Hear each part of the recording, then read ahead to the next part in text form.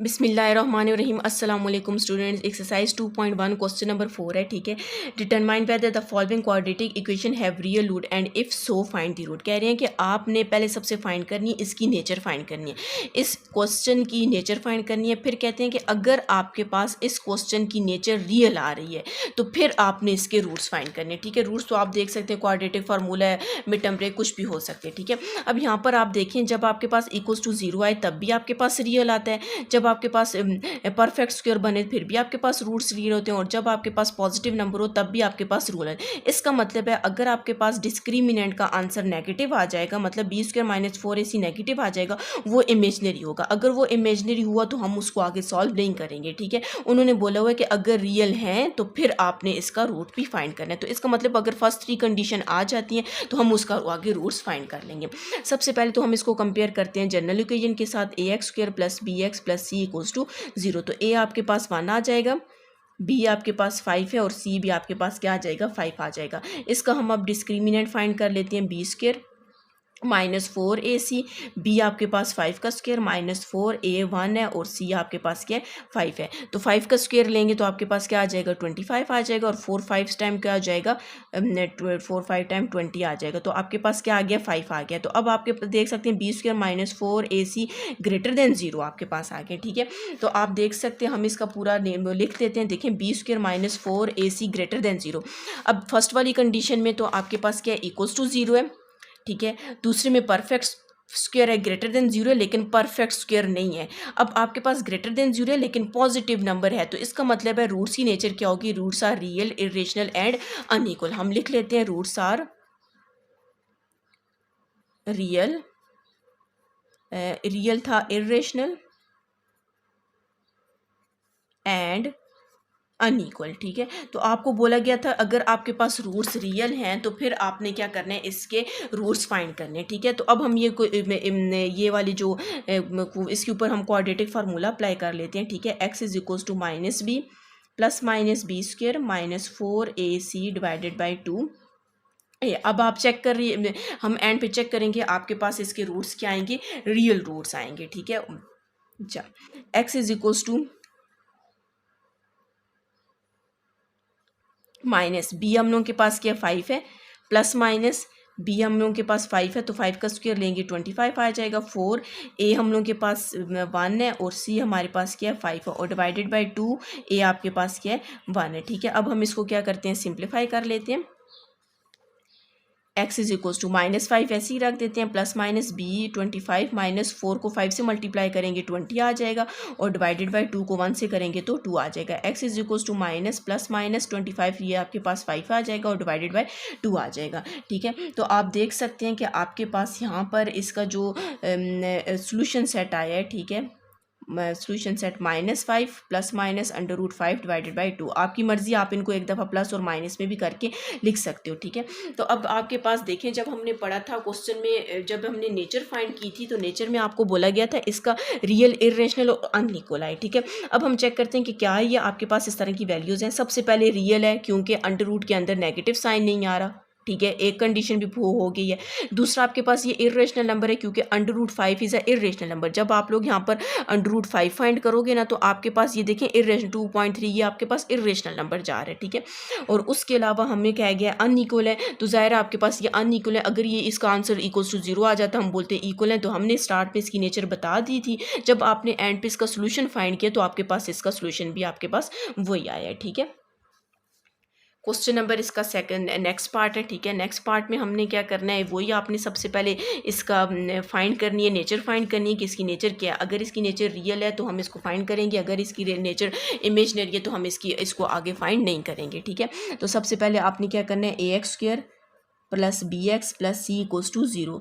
ए आपके पास 4, बी आपके पास 12 एंड सी आपके पास क्या आ जाएगा, 9 आ जाएगा। अब हम इसकी डिस्क्रिमिनेंट फाइंड कर लेते हैं। ठीक है, B square minus 4ac, B आपके पास 12 का स्क्वायर माइनस 4a और सी आ जाएगा। 12 का स्क्वायर लेंगे तो 144 आपके पास आ जाएगा। ठीक है, और यहाँ पर जब आप इसको मल्टीप्लाई हम लोग कर लेते हैं, ठीक है, 4 मल्टीप्लाई बाय 4 मल्टीप्लाई बाय 9, तो आपके पास ये भी 144 आ गया।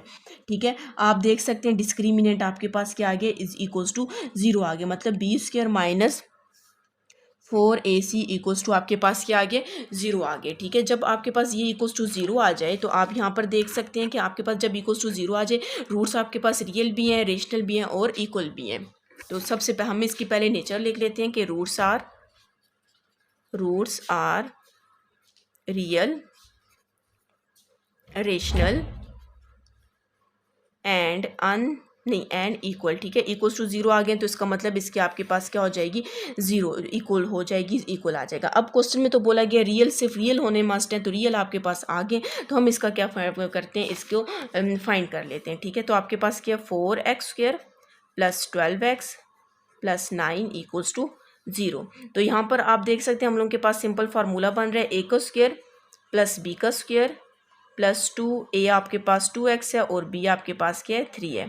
3 2 टाइम्स 6, इसको 2 से मल्टीप्लाई करेंगे 12 आ जाएगा। तो ये a प्लस b का होल स्क्वायर बन गया। a आपके पास 2x है और b आपके पास क्या है, 3 है। Whole square equals to 0। तो यहाँ पर हम लोग इसको जब टेकिंग अंडर रूट ले लेते हैं, ये से कैंसिल, तो आपके पास 2x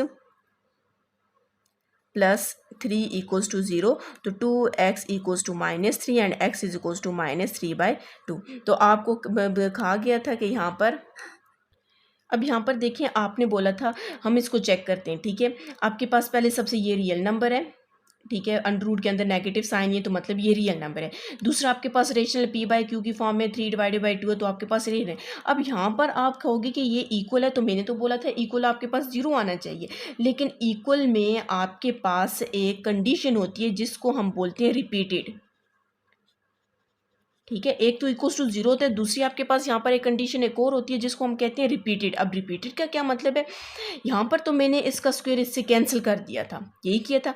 अगर मैं इस इक्वेशन को आपके साथ यूं करूँ, 2x प्लस 3 का होल स्क्वायर था, तो मैं यूं करूँ 2x प्लस 3 का एक दफ़ा लिख लिया, 2x प्लस 3 को मैंने दूसरी दफ़ा लिख लिया, तो इक्वल्स टू 0 आ जाएगा। ठीक है, मैंने दो स्क्वायर था, मैंने तो अंडर रूट करके एक ही वैल्यू फाइंड कर ली, लेकिन मैंने यहाँ पर अब क्या किया, दोनों को अलग अलग करके लिख दिया।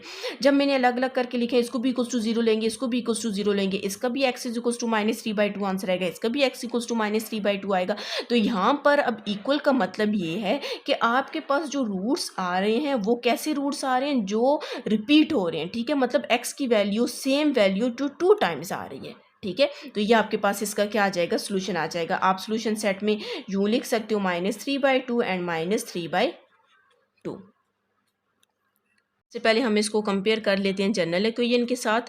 ठीक है, a equals to 6, b equals to 1 and c is equals to -2 आ जाएगा। इसका हम डिस्क्रिमिनेंट फाइंड करते हैं। सबसे पहले b² -4ac, b आपके पास 1 का स्क्वायर -4, a आपके पास 6 और c आपके पास क्या -2 आ जाएगा। ठीक है, 1 का स्क्वायर 1 ही आ जाएगा, माइनस माइनस प्लस 6 4 टाइम आपके पास 24 और 2 के साथ मल्टीप्लाई करेंगे तो आपके पास 48 आ जाएगा। ठीक है, मल्टीप्लाई भी कर लेते हैं, 4 × 6 × 2 तो आपके पास क्या आ जाएगा 48, तो ये क्या हो जाएगा 49। तो ये आप देख सकते हैं 7 का स्क्वायर बन गया है। ठीक है, अब ये आपका यहाँ पर आपके पास b² -4ac ग्रेटर देन 0 आ गया। ठीक है, अब जब हम देखेंगे कि ग्रेटर देन 0, देखें ये दोनों की वैल्यूज़ क्या हैं आपके पास ग्रेटर देन 0 की हैं, लेकिन फर्स्ट वाले में इसमें आपके पास परफेक्ट स्क्वायर होना चाहिए, इसमें पॉजिटिव नंबर। तो यहाँ पर आप देख सकते हैं परफेक्ट स्क्वायर, तो इसका मतलब है रूट्स की नेचर क्या है, रियल है, रूट्स आर रियल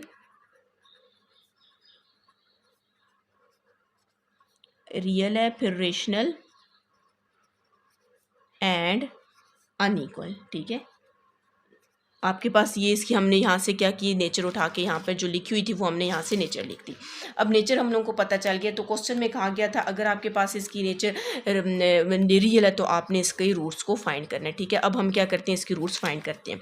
तो आपने क्या करना है, यहाँ पर इस इक्वेशन को हम लिख लेते हैं कि आपके पास 6x² plus 1x -2 equals to 0। Mid term break हो सकती है, हम मिड टर्म ब्रेक ही कर देते हैं, -2 इक्वल्स टू 0। फर्स्ट और लास्ट वाली वैल्यू को मल्टीप्लाई करेंगे तो हम लोगों के पास क्या आ जाएगा, 6 2 टाइम्स 12 -12x² आ जाएगा। अब मिड में हमने दो ऐसी वैल्यू लिखनी है, मल्टीप्लाई करने से 12x² आए, ऐड या सेपरेट करने से 1 आ जाए। 4 को 3 से मल्टीप्लाई करेंगे तो 12 आ जाएगा, 4 को 3 में से माइनस करेंगे तो 1 आ जाएगा। अब फर्स्ट 2 में आपके पास 2 कॉमन है, तो 2 3 टाइम्स 6 2 साथ में x भी कॉमन है, तो x प्लस 2 टाइम्स 4 आ जाएगा। यहाँ पर कुछ कॉमन नहीं है तो -1 कॉमन लेंगे, और जब नेगेटिव साइन कॉमन लेते हैं तो अंदर साइन आपके पास क्या हो जाती है, चेंज हो जाती है। ठीक है, यहाँ में 3x आ जाएगा।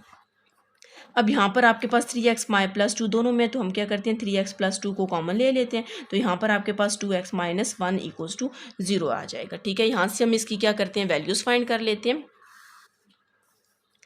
3x +2 को भी = 0 ले लेते हैं, और 2x - 1 को भी = 0 ले लेते हैं, तो 3x = -2 एंड x = -2/3 आ जाएगा। तो यहाँ पर आपके पास 2x = 1 एंड x = 1/2 आ जाएगा। तो इसका सोल्यूशन सेट आपके पास क्या आ जाएगा, -2/3 एंड 1/2 आ जाएगा। ठीक है, अब आप यहाँ से देख सकते हैं, हमने बोला था इसके रूट्स की नेचर कैसी होगी, रियल होगी, रेशनल भी है और अनइक्वल भी है। ठीक है।